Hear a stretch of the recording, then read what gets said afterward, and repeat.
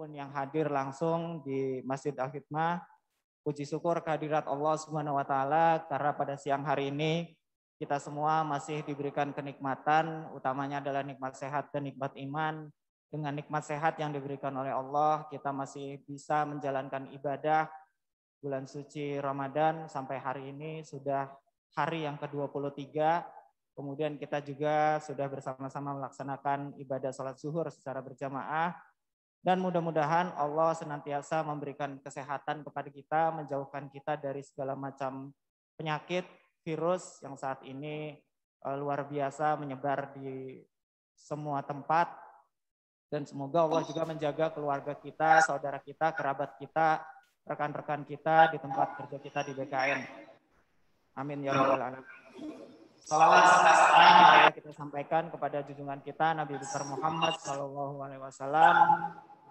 pada keluarganya, kepada sahabatnya, dan kepada kita semua yang insya Allah selalu istiqomah untuk menjalankan segala ajarannya.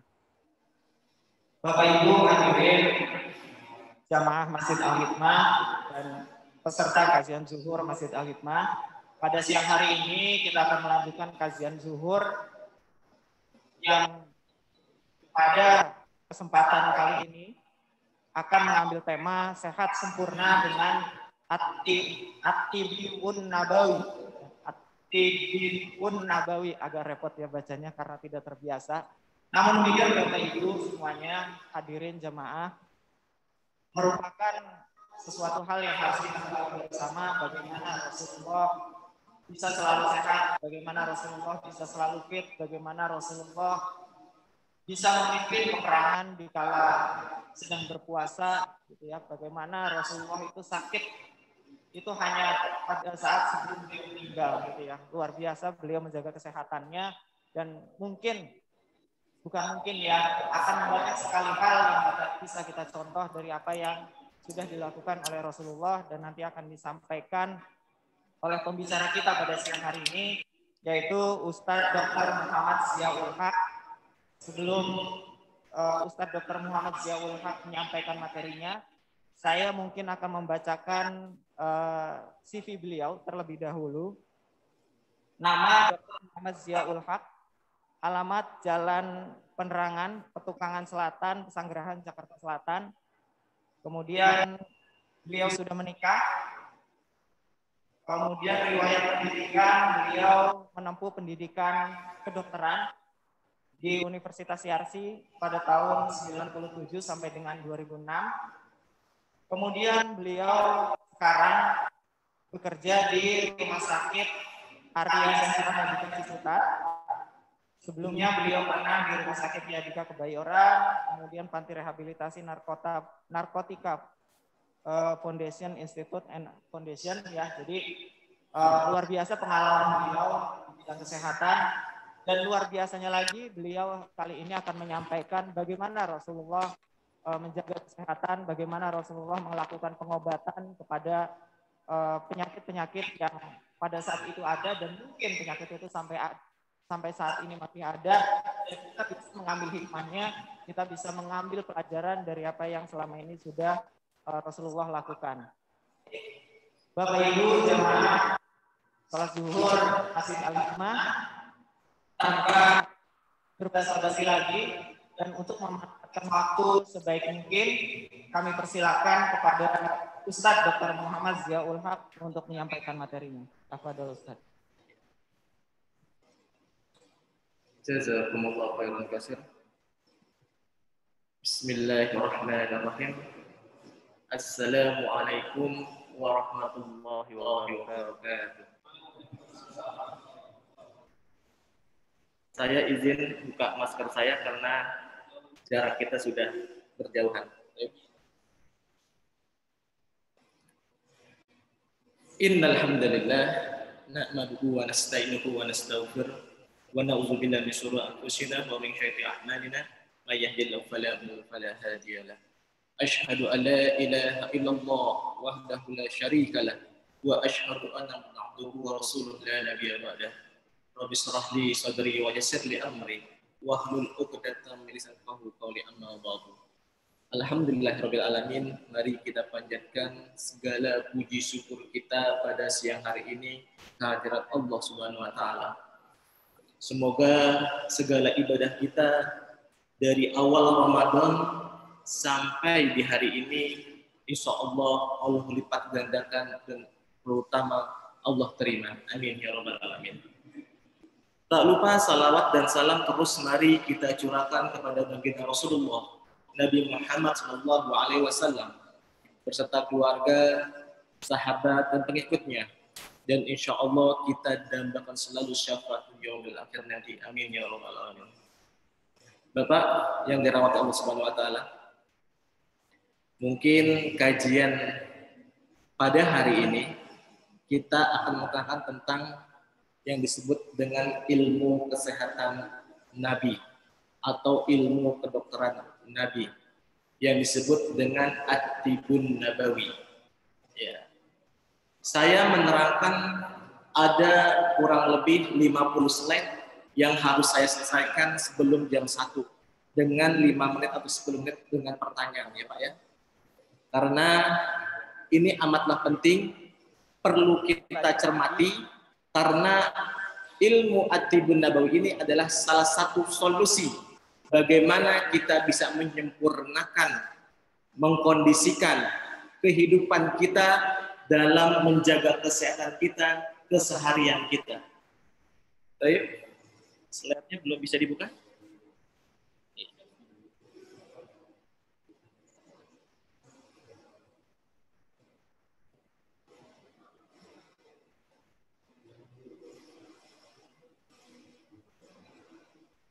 Baik.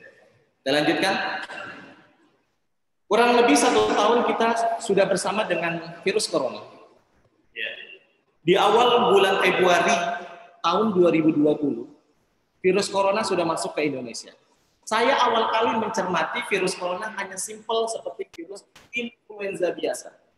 Batuk, pilek, demam, selesai. Tapi sampai saat ini ternyata virus corona ini berkembang amatlah luar biasa hebat. Pernahkah kita bayangkan Pak? Kita lihat. Saya ambil kurang lebih sekitar pukul 9.20 malam. Setengah 10 malam. Ini dia.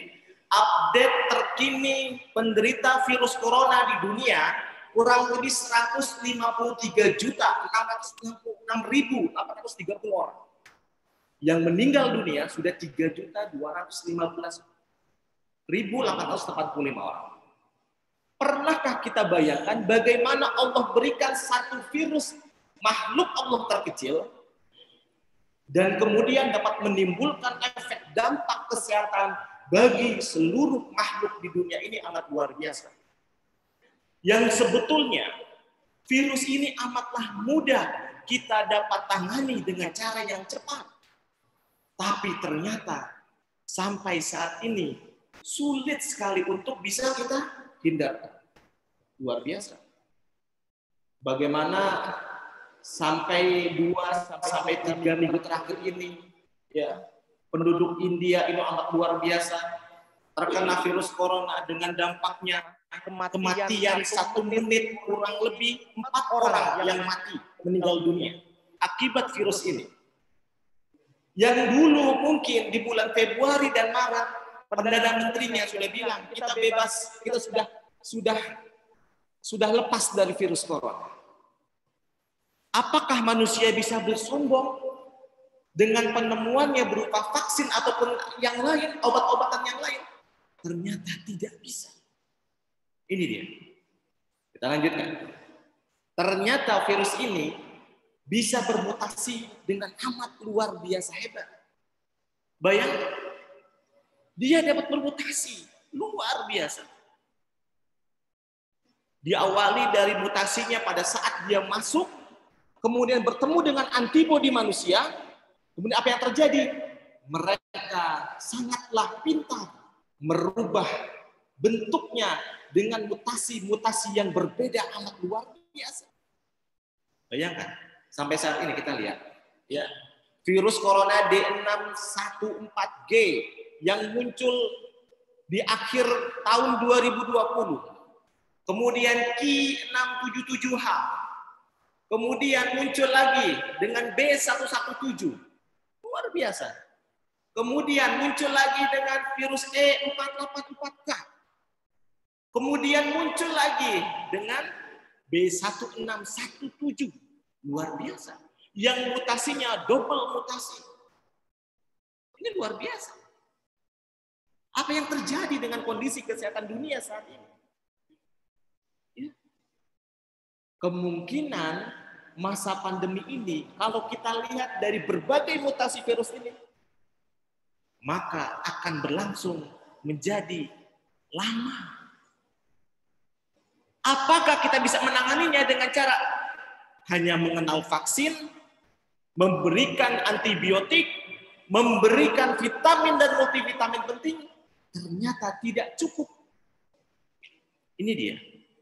Belum lagi kita lihat 10 penyebab kematian di dunia, ya, diawali dengan penyakit jantung iskemik, stroke, infeksi saluran pernapasan bagian bawah, yang sampai saat ini menjadi momok kematian dan merupakan salah satu komorbid terpenting bagi penderita corona. Penyakit jantung, stroke, penyakit saluran pernafasan, dan berbagai macam penyakit lain seperti hipertensi, diabetes, dan lain-lain. Apakah ada obatnya sampai saat ini? Ternyata sulit mencari sumber pengobatannya. Kita lanjutkan. Ternyata setelah diteliti, bagaimana kita dapat mengobati begitu macam banyak penyakit dan menyelesaikan masalah kesehatan di dunia saat ini akan terbagi akan 4. 53% harus kita menjaga perilaku dan sikap kita. Bagaimana menjaga perilaku hidup yang sehat. Hidup yang sehat seperti apa? Bukan hanya menjaga 5M, 10M, ataupun yang lain. Tapi tips yang paling penting, salah satunya kita bisa menjaga dengan kita hidupkan sunnah. Dengan kita menjaga kesehatan kita dengan at-tibun nabawi. Kemudian penyakit ini lingkungan 29%. Ya. Pelayanan kesehatan 10%. Keturunan faktornya hanya 8%. Ini luar biasa. Ya. Maka yang paling terpenting dalam menyelesaikan kesehatan saat ini di dunia, yaitu menjaga perilaku, yaitu perilaku yang sehat. Kira-kira ada yang tahu, Pak? Orang yang paling sehat di dunia, siapa? Siapakah dia? Ada yang tahu? Orang yang paling sehat di dunia, ada yang tahu? Fir'aun, betul. Dia tidak pernah sakit dan akhirnya dia merasa sombong dan menganggap dirinya adalah Tuhan. Dan menjadi salah satu yang harus kita tiru, yaitu Rasulullah Nabi Muhammad SAW, dengan hanya sakit berapa kali dalam usianya 63 tahun? Ternyata sakit cuma 2 kali Allah berikan beliau. Oleh sebab itu, mari kita mencermati bagaimana menjaga kesehatan tubuh kita dengan mencontoh Rasulullah Nabi Muhammad SAW. Ini dia, faktor risiko dan titik akhirnya. Ya, faktor risiko dari berbagai macam perilaku buruk saat ini. Orang merokok, gizi buruk, alkoholis, kemudian aktivitas fisik yang kurang, ditambah faktor keturunan, kemudian umur, kemudian kondisi sosial-ekonomi dan budaya. Muncul pertama kali hipertensi, diabetes, kegemukan, hiperlipidemia. Pada saat tidak teratasi, apa yang terjadi? Penyakit degeneratif akan muncul bagi setiap orang. Diabetes, hipertensi, udah. Kenanya apa kira-kira, Pak? Kemungkinan stroke.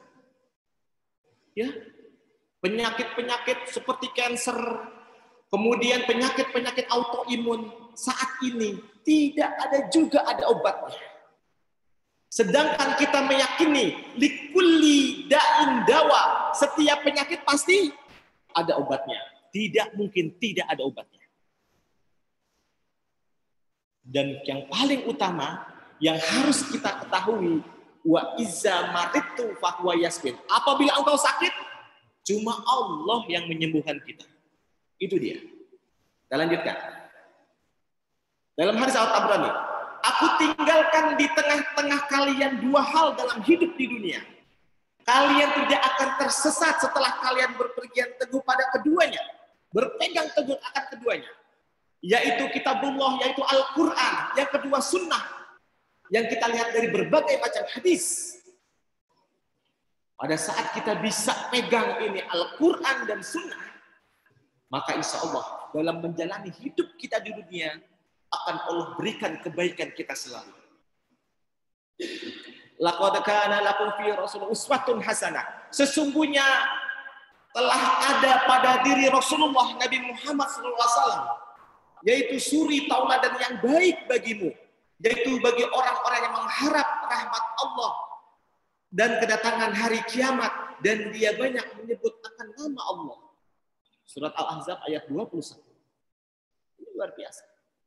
Kalau kita tidak mengenal apa yang Rasulullah lakukan, ini amatlah menjadi suatu hal yang menjadi sulit dalam hidup kita di dunia ini. Termasuk dalam menjaga kesehatan. Mari kita lihat. Wahai anakku, jika kamu mampu pada pagi hari dan sore hari, tanpa ada kecurangan dalam hatimu kepada seorang pun, maka lakukanlah. Kemudian beliau bersabda kepadaku, wahai anakku, itu termasuk dari sunnahku. Barang siapa menghidupkan sunnahku, berarti dia mencintaiku. Dan barang siapa mencintaiku, maka dia akan bersamaku di surga nanti kelak. Sudah dapat nilai kebaikan pada saat kita menjalankan hidup di dunia, kita dapatkan insya Allah amal terbaik, yaitu berupa nanti surga. Surganya Allah. Kira-kira apa yang dilakukan oleh Rasulullah, Pak? Kita lihat, kita cermati. Ya. Rasulullah adalah seorang uswatun hasanah dari semua aspek, termasuk aspek kesehatan. Yang sakitnya cuma 2 kali selama usianya berusia 63 tahun. Kemudian manusia yang tidak pernah mengkonsumsi obat-obatan sintetik. Walaupun pada saat Rasulullah hijrah ke Madinah, ada seorang tabib yang dikirim oleh Raja Mesir. Selama 2 tahun dia praktek, ternyata tidak ada satupun orang yang sakit, termasuk Rasulullah. Akhirnya tabib ini pulang ke Mesir dan ditanya oleh Raja Mesir, wahai tabib, kenapa Anda pulang? Wahai Raja, ternyata pada saat saya berpraktek selama 2 tahun di Madinah, tidak ada satupun orang yang sakit. Dan kemudian hadis riwayat Abu Daud disebutkan bahwa resep sehatnya dahulu pada saat zaman Rasulullah adalah kami kaum yang pada saat makan dalam kondisi perut yang lapar dan berhenti sebelum kenyang. Salah satu konsep kesehatan At-Tibun Nabawi yang Rasulullah ajarkan bagi kita semua. Kemudian Rasulullah tidak pernah pergi berobat, beliau hanya menjalani bekal. Ini dia. Apakah dapat kita lakukan al-hijamah? Dapat kita lakukan. Kita pelajari, mudah sekali dapat kita pelajari. Kita lihat lagi. Rahasia hidup Rasulullah terletak akan 3. Kalau kita bisa menjaga akan ketiga ini, maka kita akan menjadi sehat seperti sehatnya Rasulullah Nabi Muhammad SAW. Pertama, bisa menjaga pola hidup kita. Pola hidup seperti Rasulullah, apa yang Rasul lakukan? Daripada saat bangun tidur sampai tertidur kembali, setidaknya kita bisa lakukan seperti Rasulullah.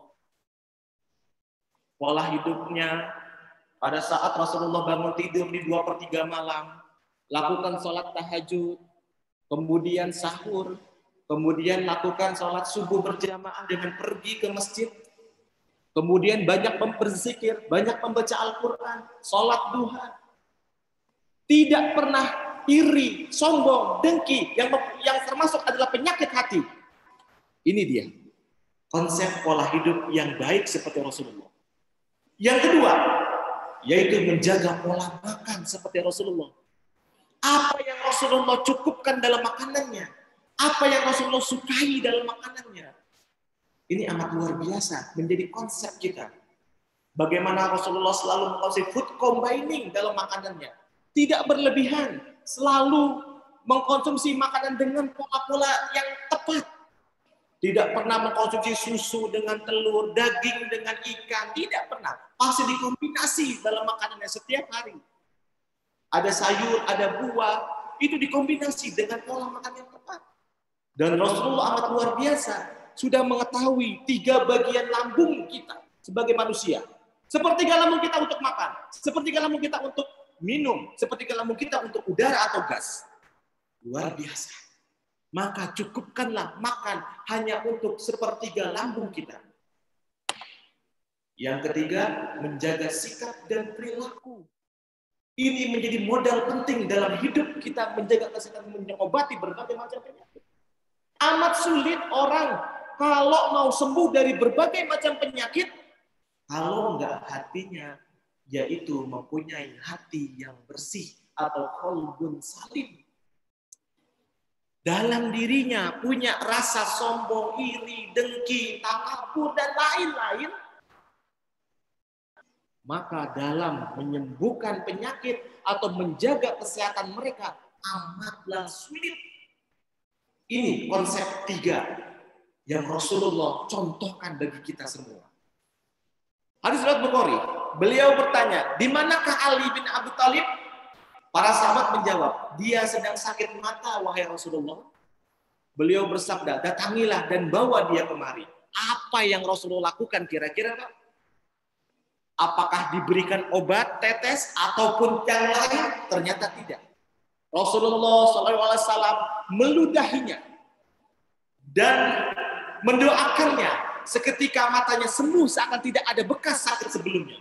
Kira-kira Pak, kalau kita sakit mata mau diludahin Pak? Nggak mau, nggak ada pasti yang mau, pasti jijik. Ternyata di air liur manusia mempunyai enzim sebagai antibiotik. Kalau anak saya atau istri saya sakit mata, saya jilat Pak matanya. Ternyata air liur kita mempunyai antibiotik, antiseptik yang amat baik. Bayangkan, Rasulullah simpel sekali. Kemudian, hadis riwayat Imam Malik, jika saya tidak memberatkan umatku, sudah pasti aku akan wajibkan kepada mereka bersiwak setiap kali berwudu. Bagaimana orang menjaga kebersihan mulutnya? Ternyata Rasulullah 5 kali berwudu selalu melakukan sikat gigi atau siwak. Kalau kita paling minimal 2 kali atau 3 kali dalam sehari. Ternyata Rasulullah itu orang yang amat bersih dalam menjaga kesehatan, terutama gigi geligi. Apakah Rasulullah mempunyai gigi ataupun kropos ataupun lubang? Ternyata tidak. Karena bersihnya Rasulullah seperti ini. Prinsip pengobatan. Hadis riwayat Ahmad dan Al-Bukhari. Aku pernah berada di samping Rasulullah, lalu datanglah serombongan Arab dusun. Mereka bertanya, wahai Rasulullah, bolehkah kami berobat? Beliau menjawab, ya, wahai para hamba Allah. Berobatlah sebab Allah tidaklah meletakkan sebuah penyakit, melainkan meletakkan pula obatnya. Di kulli da'in dawa. Setiap penyakit pasti ada obatnya. Tidak mungkin tidak ada obatnya. Kecuali satu penyakit. Apakah itu? Yaitu penyakit tua. Sampai saat ini kira-kira berapa macam Pak penyakit yang tidak ada obatnya? HIV/AIDS, virus corona, penyakit degeneratif yang kita sebutkan tadi, hipertensi, diabetes, tidak ada obatnya. Sedangkan Rasulullah dalam hadis Imam Ahmad dan Al-Bukhari disebutkan, di kulli da'in dawa, pasti ada obatnya. Tidak mungkin setiap penyakit tidak ada obatnya. Ini yang terjadi. Harus kita pertanyakan bagi diri kita semua. Betul tidak cara kita berobat? Ini hal yang paling penting. dalam kita menjalani hidup dan menjaga kesehatan kita pada saat kita hidup di dunia. Sesungguhnya Allah tidaklah menjadikan obat untuk penyakit kalian dalam benda yang diharamkan untuk kalian. Hadis riwayat Bukhari. Bagaimana saat ini begitu banyak macam obat-obatan yang mengandung sesuatu yang bersifat haram. Mengandung alkohol, mengandung khamar, mengandung, mohon maaf, kandungan babi atau H2N1. Ini dia. Walaupun hanya sekedar 0,1% ataupun berapa persen, hati-hati, harus kita cermati. Kemudian surat Al-Baqarah ayat 173, sesungguhnya Allah mengharamkan bagimu bangkai, darah, daging babi dan binatang yang ketika disembelih disebut dengan nama selain Allah. Tetapi barang siapa dalam keadaan terpaksa memakannya, sedangkan dia tidak menginginkannya dan tidak pula melampaui batas, maka tidak ada dosa baginya. Sesungguhnya Allah Maha Pengampun lagi Maha Penyayang. Sudah ada batasannya bagi kita. Kalau kita mengkonsumsi sesuatu barang yang haram. Dalam surat Al-Baqarah ayat 173. Hadis riwayat Bukhari dan Muslim. Setiap barang yang memabukkan atau dimakan, yaitu khamar, dinamakan khamar, dan setiap khamar itu pasti haram hukumnya. Tidak ada dalil bagaimana khamar ataupun alkohol itu menjadi suatu hal yang bersifat subhat ataupun yang lain. Pasti ini bersifat haram. Kita lanjutkan. Hadis riwayat Muslim bahwa Tariq bin Suaid al-Jufi pernah bertanya kepada Nabi SAW mengenai khamar, maka beliau pun melarangnya atau benci membuatnya. Lalu dia berkata, saya membuatnya hanya untuk obat Rasulullah. Maka beliau bersabda, khamar itu bukanlah obat, tapi adalah penyakit. Hadis riwayat Muslim dan Tirmizi. Rasulullah bercerita mengenai seseorang yang dalam kesusahan, berpakaian compang-camping, menadah tangan sambil berseru, ya Rabb, ya Allah, ya Tuhanku. Sedangkan dia makan, minum, memakai pakaian daripada hasil yang haram dan tidak halal. Maka mustahil doa akan diterima oleh Allah Subhanahu wa Ta'ala. Hati-hati dalam kita hidup di dunia ini. Harus kita cermati betul. Jangan sampai hal yang kecil menjerumuskan kita, termasuk dalam menjaga kesehatan tubuh kita. Wa iza maridtu fa huwa yasbir. Dan apabila aku sakit, dialah Allah yang menyembuhkan aku. Bukan dokter, bukan tabib, ataupun siapapun dia. Bukan vaksin, bukan obat-obatan yang ditemukan oleh manusia dengan cara teknologi yang mutakhir. Tapi hanya Allah yang dapat menyembuhkan semua macam penyakit. Berobat dengan mengkonsumsi obat bisa sembuh, ataupun tanpa obat juga dapat sembuh dengan seizin Allah Subhanahu wa Ta'ala. Kemudian hadis riwayat Bukhari bahwa Aisyah radhiyallahu anha, istri Nabi sallallahu alaihi wasallam, berkata, Rasulullah sallallahu alaihi wasallam bersabda, tidaklah suatu musibah yang menimpa seorang muslim, bahkan duri yang melukainya sekalipun, melainkan Allah akan menghapus kesalahannya. At-ta'una is'adul muslim. Barang siapa seorang muslim yang kena penyakit, musibah atau wabah, maka surga adalah balasan bagi mereka. Seperti layaknya mereka mati seorang yang syahid. Apakah kita menjadi takut sebagai seorang muslim dengan penyakit? Ternyata tidak. Asalkan kita dapat bersabar dan terus minta kepada Allah dengan segala kebaikannya. Konsep pengobatan saat ini, bagaimana kita ketahui, pengobatan konvensional, rekayasa manusia, pengobatan alami, interaksi manusia dengan alam, pengobatan Nabi, rekayasa Allah Subhanahu wa Ta'ala. Apa yang kita pilih saat ini dari 3 konsep pengobatan ini? Ternyata yang harus kita pilih yaitu pengobatan Nabi, rekayasa Allah Subhanahu wa Ta'ala. Ini dia. Mengapa orang banyak dengan cara pengobatan rekayasa manusia dengan menciptakan obat-obatan begitu banyak, teknologi begitu banyak dalam mengobati penyakit, tapi juga tidak dapat menyelesaikan penyakit itu sendiri. Harus kita ketahui Contohnya, hal yang paling simpel, hadis riwayat Tirmizi telah menceritakan kepada kami, Qutaibah telah menceritakan kepada kami, Ibnu Lahiha dan Ubaidullah bin Mughirah dari Abdullah bin Al-Haris bin Jaz'i, dia berkata, aku tidak pernah melihat seorang yang paling banyak senyumnya selain Rasulullah SAW. Bagaimana saat ini fungsi senyum dapat mengobati berbagai macam penyakit. Rasulullah tidaklah seorang yang tidak pernah marah. Rasulullah selalu senyum kepada semua orang, walaupun dicela, ataupun dilukai, ataupun disakiti. Amat luar biasa. Dengan kita banyak senyum contohnya, seperti Rasulullah, orang bisa sehat. Dengan kita 1 menit senyum saja, itu seperti kita berolahraga 45 menit. Mengeluarkan keringat, menormalkan fungsi jantung, mendilatasi pembuluh darah, mengobati berbagai macam penyakit termasuk hipertensi dengan modal senyum saja. Resepnya berapa kali, Pak? Setelah diteliti senyum, sehari 20 kali selama 20 detik. Senyum, Pak. Kalau Anda punya hipertensi, senyum 20 kali selama sehari selama 20 detik. Insya Allah sehat. Tekanan darahnya tidak terlalu tinggi. Karena pada saat kita senyum akan dikeluarkan satu hormon penting disebut dengan endorfin. Senyawa endogenis morfin, yaitu senyawa penenang yang dikeluarkan pada saat kita senyum. Bersedekah, bergembira, beribadah kepada Allah. Maka cari konsepnya yang simpel seperti Rasulullah. Senyum saja bisa menjadi obat. Mengapa orang begitu banyak saat ini stres, sulit kondisi. Dalam kondisi pandemi malah kan terus meratap, menangis, cemberut, marah terhadap sesama. Akan menimbulkan berbagai macam penyakit. Hadis Tirmizi, Rasulullah SAW bersabda, senyummu kepada saudaramu merupakan sedekah. Sedekah. Hal yang pertama, senyummu kepada saudaramu adalah sedekah. Di lain hal begitu banyak.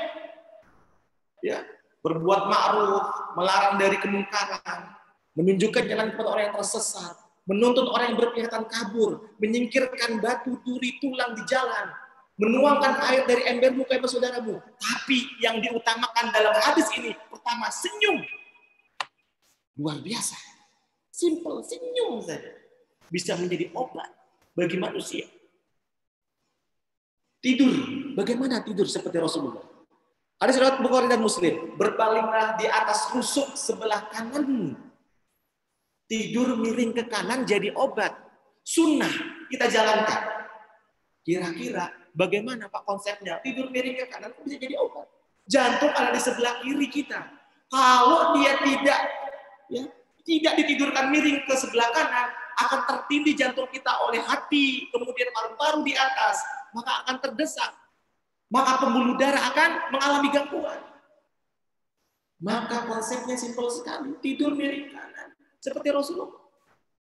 Rasulullah lakukan, sehat jantung. Hanya cuma miring ke kanan. Ini hadis. Kita lakukan jadi suatu yang bersifat sunnah. Ketika aku sedang berbaring tengkurap di masjid karena bergadang, dan itu terjadi di waktu sahur, lalu tiba-tiba ada seorang gerakan badanku dengan kakinya. Ia pun berkata, sesungguhnya ini adalah cara berbaring yang dibenci oleh Allah. Ternyata yang membangunkan dengan cara yang tidak sopan dengan menggunakan kaki adalah Rasulullah. Rasulullah bilang ini adalah cara tidur yang paling dibenci Allah. Ya. Bagaimana orang yang tidur tengkurap ya Pak? Dadanya tertindih, saluran nafasnya tidak baik, tertutup dengan di bagian bawah. Hati-hati. Ini sering kita lakukan ternyata. Habis dikerok kita tengkurap tidur, nggak sadar. Ya. Ini kebiasaan hal yang buruk. Ini dilarang. Hadis riwayat Abu Dawud dan Ibnu Majah. Makan dan minum. Tempat paling jelek yang diisi oleh manusia adalah perutnya. Cukup baginya makan beberapa suapan untuk menegakkan tulang punggung saja. Jika tidak dapat makan sepertiga untuk makan, sepertiga untuk minum, dan sepertiga untuk nafasnya. Hadis riwayat Tirmizi. Manusia seorang muslim hidup bukan untuk makan, tapi hidup untuk kita melakukan ibadah kepada Allah.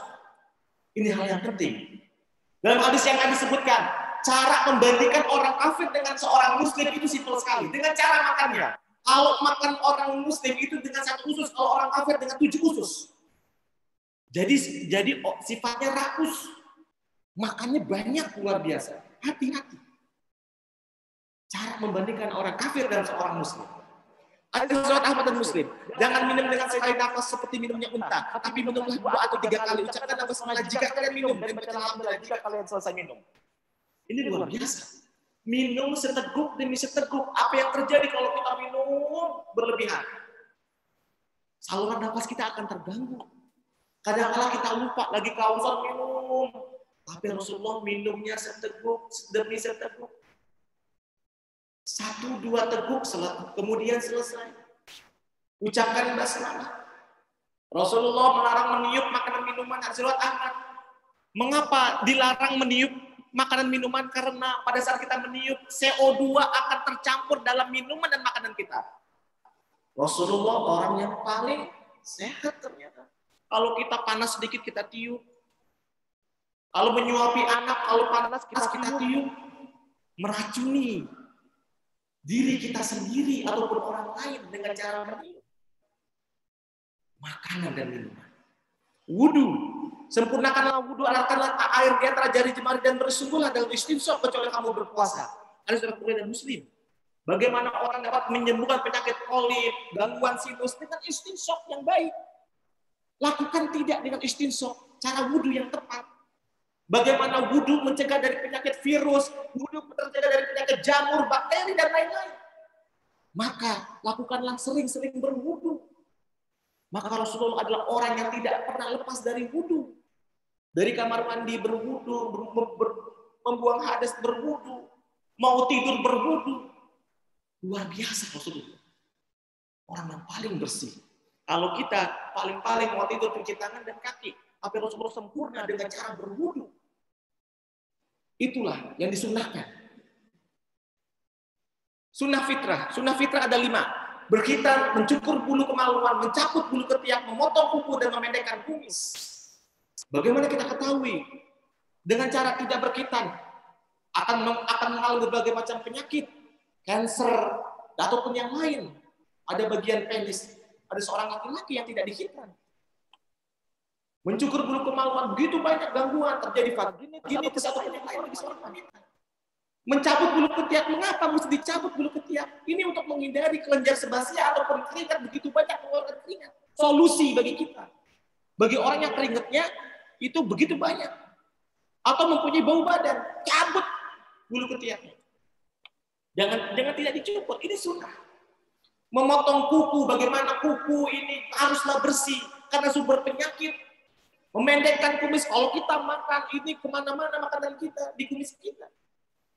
Itu Rasulullah lakukan, adalah sunnah.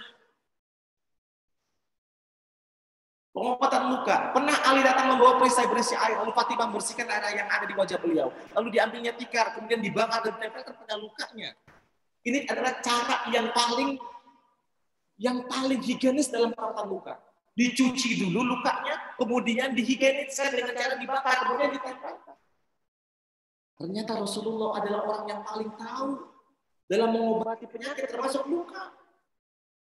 Dibersihin dulu lukanya, dibakar dulu, dihigieniskan, disterilkan dulu, baru ditempelkan pada luka.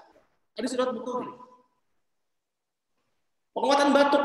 Rasulullah SAW berkata kepada kami agar berobat dengan menggunakan al-kus al-bahri dan minyak zaitun.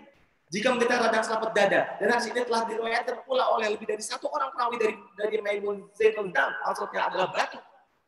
Bagaimana Rasulullah menggunakan minyak zaitun dan berbagai macam minyak yang hangat yang dicampurkan dan diminumkan. Luar biasa dalam mengobati batuk. Pokoknya sakit pinggang contohnya. Hadis riwayat Ahmad telah menceritakan kepada kami, Abu Dawud telah mengabarkan kepada kami, Syu'bah bin Khalid Al-Hazzazah. Ia berkata saya mendengar Abu Abdullah yang menceritakan dari Zaid bin Arqam bahwa Rasulullah SAW memerintahkan mereka untuk berobat dari sakit pinggang dengan kayu cendana India dan minyak zaitun yang dioleskan. Pada saat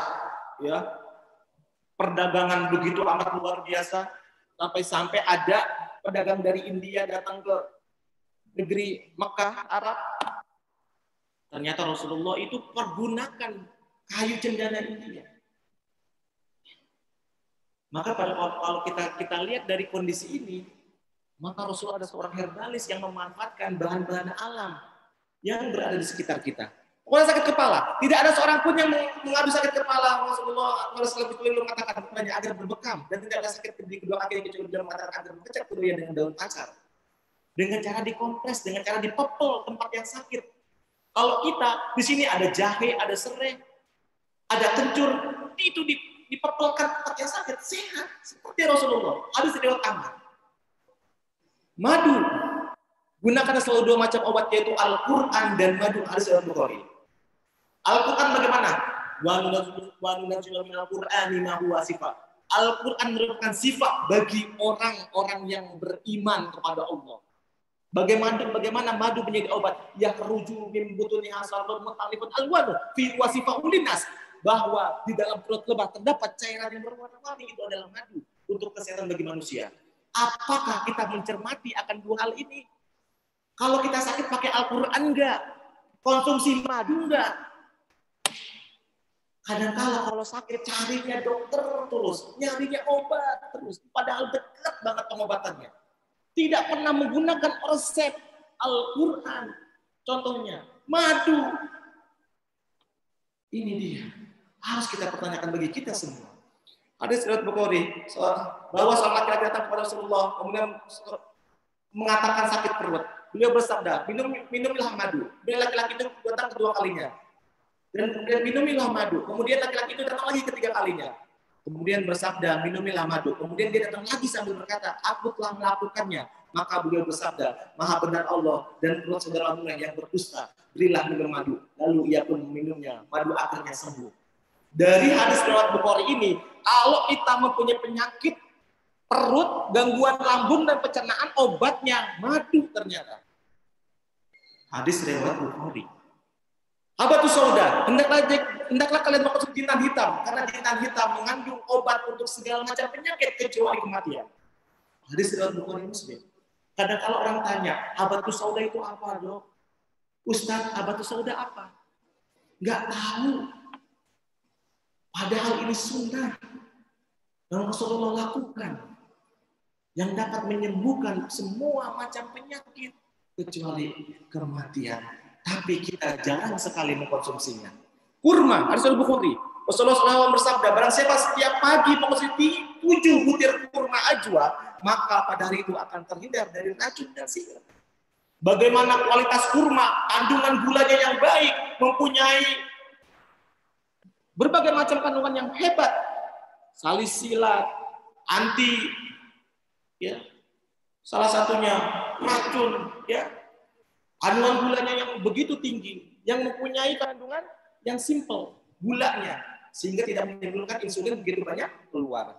Surat Maryam, bagaimana pada saat Maryam pada saat itu ingin melahirkan, ternyata di situ malaikat Jibril, ya, kemudian memberikan wahyu, ternyata goyangkanlah pohon kurma. Oleh sebab itu, maka bagi wanita-wanita yang ingin melahirkan, berikan kurma. Maka ini adalah sebagai solusi dalam mencegah dari berbagai hal seorang wanita yang sulit dalam melahirkan. Sungguhnya Rasulullah SAW kemudian berdoa berkata terhadap bayi, ya, dengan cara mentahnik dan mendoakannya. Ini adalah suatu hal yang paling tepat. Dengan menggunakan apa? Menggunakan kurma. Rumah yang tidak ada kurmanya seperti rumah yang tidak ada makanannya. Tidak ada kapan orang yang di rumahnya ada kurma. Hadis riwayat Nabi. Ternyata dalam bawang putih dan berobatlah dengannya karena di dalamnya terkandung obat dari 70 macam penyakit. Bawang putih bisa kita temukan di mana saja, termasuk juga di rumah kita, yaitu berada di dapur. Sikap positif, tidak pernah stres, selalu senyum, tidak pemarah, tidak berburuk sangka, pasrah kepada Allah Subhanahu wa taala, sabar dan tawakal. Tapi Rasulullah memerangi dengan bahan alam, tapi dengan menggunakan air, dengan mendoakannya dengan menggunakan Al-Quran, dengan cara berbekam dan ruqyah. Rasulullah bersabda, hadis riwayat Imam Muslim, Islam bermula dalam keadaan asing atau gharib, maka akan kembali dianggap asing sampai bermula. Maka beruntunglah bagi orang-orang asing itu, yaitu ghuraba. Apa itu ghuraba, wahai Rasulullah? disebutkan, yaitu orang-orang yang melakukan perbaikan ketika orang-orang lain yang rusak, dan orang-orang yang menghidupkan sunnahku dan mengajarkan kepada manusia, manusia soleh yang sedikit di antara manusia yang banyak, orang-orang yang menentang mereka lebih banyak dibandingkan yang mentaati mereka. Baik, insya Allah bermanfaat. Mohon maaf, lebih dari 3 menit. Saya buka forum tanya jawab. Silakan, ada yang mau bertanya? Silakan. Ya. Baik, kepada jamaah, mungkin ada yang ingin didiskusikan, ada yang ingin ditanyakan kepada Ustadz yang sudah menyampaikan materinya luar biasa tadi ya. Cara hidup sehat Rasulullah, pengobatan ala Rasulullah, yang mungkin selama ini kita masih asing, kita belum pernah memanfaatkannya. Silakan mungkin jamaah yang ingin bertanya. Yang Zoom mungkin ada yang mau bertanya silakan. Atau jamaah yang hadir di sini ada yang mau bertanya silakan. Ada ya, silakan. Ya, silakan Pak.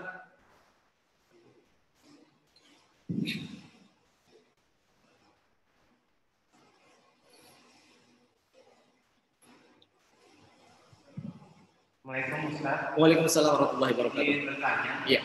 Saya pernah mendengar informasi bahwa seandainya kita mengikuti gerakan sholat secara baik dan benar, itu bisa juga sebagai seperti istilahnya olahraga yang baik buat tubuh kita.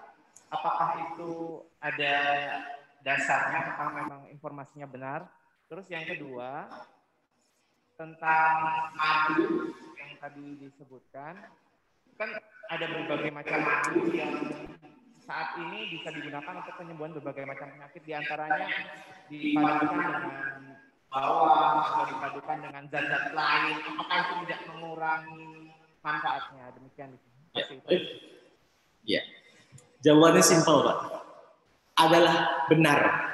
Dalam keseharian kita dari 213 gerakan sholat kita dari subuh hari sampai isya merupakan gerakan-gerakan terbaik. Maka ada nih kajian saya tentang bagaimana resep dalam mengobati penyakit dengan sholat. Orang yang mempunyai gangguan, salah satunya sering sakit kepala, ya, kemudian sulit sekali konsentrasi yang fokus, ya, itu salah satunya resepnya dengan memperbanyak sujud pada 2/3 malam atau di waktu subuh. Contohnya hal yang paling simpel.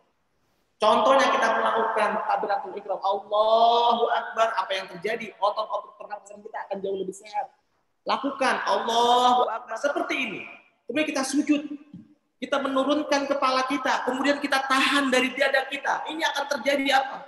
Pelebaran daripada struktur daripada otot-otot pernapasan dan seluruh tubuh kita. Bayangkan. Ternyata setiap gerakan sholat menjadi sumber obat bagi kita. Ruku, bagaimana? Ternyata jadi sumber obat juga untuk gangguan pada bagian pinggang ataupun yang lain. Maka kalau Anda mempunyai gangguan, sering pegel-pegel, sakit, benerin cara sholat kita. Dengan cara sholat yang benar, insya Allah akan hilang dari gangguan penyakit tersebut. Jelas, Pak? Banyak sekali. Gangguan kandung kemih, gangguan pencernaan, hanya diselesaikan dengan sholat yang benar. Baik? Dan harus khusyuk sholatnya. Oke, yang kedua, madu. Madu yang harus kita ketahui, pertama madunya harus asli. Ya, bukan buat guyonan nih Pak, cara membandingkan madu asli atau tidak ya. Tapi salah satu yang harus kita ketahui dengan cara kita membelinya di tempat-tempat orang yang soleh, yang benar. Itu hal yang paling utama. Bukan harganya madu yang mahal, madu dari Arab ataupun yang lain. Itu dia. Jelas? Yang kedua, campurin menggunakan berbagai macam hal, entah itu habatus sauda, entah itu kunyit, entah itu minyak zaitun, entah itu kurma, semua bersifat sama. Maka salah satunya cara menggantikan sumber ya dari berbagai macam obat untuk pencampuran yang paling simpel yaitu gunakan madu. Jelas, Pak? Jadi orang mencampurkan salah satunya dengan menggunakan cara-cara apa? Pakai alkohol, pakai apa dalam mengobati obat. Gunakan madu sebagai obat sirupnya. Maka kalau orang yang punya batuk, udah kasih aja salah satunya. Dia itu serai, kencur, itu diperes airnya, dimasukin ke dalam madu, diminum. Sehat. Ya. Sekarang empon-empon bagaimana menjadi sumber salah satunya imunitas tubuh kita akan jauh lebih baik. Contohnya, campurannya madu salah satunya. Itu dia. Baik. Cukup? Insya Allah bermanfaat. Ya, silakan Pak.